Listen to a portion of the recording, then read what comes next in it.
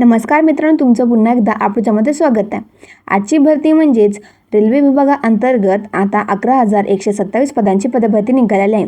यामध्ये तुम्हाला लागताच 19,900 पासून ते 63,200 पर्यंत प्रति महिना सॅलरी भेटणार आहे. या व्हिडिओमध्ये तुम्हाला या भरतीची संपूर्ण माहिती बघायला भेटणार आहे, त्यामुळे व्हिडिओ शेवटपर्यंत नक्की बघा. व्हिडिओ आवडल्यास लाईक करा आणि सबस्क्राईब नक्कीच करा.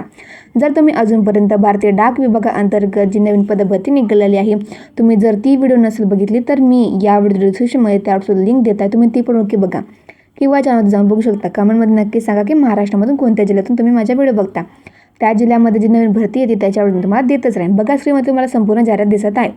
बघा, भारतीय रेल्वे अंतर्गत ही पदभरती निघालेली आहे. यामध्ये पदसंख्या असणार आहे 11,127. बघा, यामध्ये पोस्ट नाव असणार आहे असिस्टंट लोको पायलट. त्यानंतर बघा, प्रति महिना सॅलरी किती भेटणार आहे, तर तुम्हाला प्रति महिना सॅलरी ही 19,900 पासून स्टार्टिंग पेमेंट भेटणार आहे. पे लेवल हे 2 असणार आहे. तुमचं जॉब लोकेशन हे ऑल ओव्हर इंडिया असणार आहे. त्यानंतर बघा, आता तुम्हाला एज्युकेशन क्वालिफिकेशन काय असणे आवश्यक असणार, तरच तुम्ही ते अप्लाय करू शकता. तर सर्वप्रथम तुम्ही 10वी+ ITI कंप्लीट करणे आवश्यक असणार आहे किंवा तुम्ही डिप्लोमा इंजिनिअरिंगमध्ये कंप्लीट करणे आवश्यक असणार 3 वर्षाचा, ज्यामध्ये बी टेक्नॉलॉजी किंवा BA किंवा मेकॅनिकल, इलेक्ट्रॉनिक किंवा ऑटोमोबाईलमधील फील्डमधील तुम्ही इंजिनिअरिंग कंप्लीट करणे आवश्यक असणार, तर तुम्ही ते अप्लाय करू शकता. बघा, एज लिमिट काय असणे आवश्यक असणार आहे. मिनिमम एज तुम्ही 18 वर्ष असणे आवश्यक असणार आहे आणि मॅक्झिमम 30 वर्ष.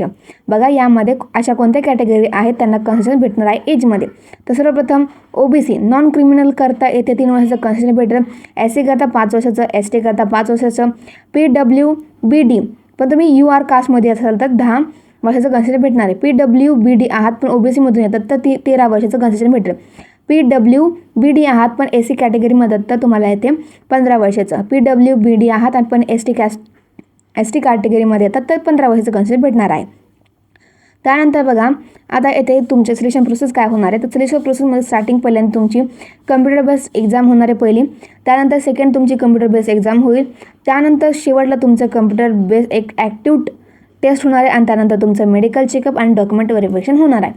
त्यानंतर बघा, ॲप्लिकेशन फी किती लागणार आहे. जनरल, OBC आणि EWS करता 500 रुपये, SC ST करता 250 रुपये ही तुमची फी असणार आहे. फिमेल आणि PWBD व EBC यांच्याकरता 250 रुपये ही तुमची ॲप्लिकेशन फी असणार आहे.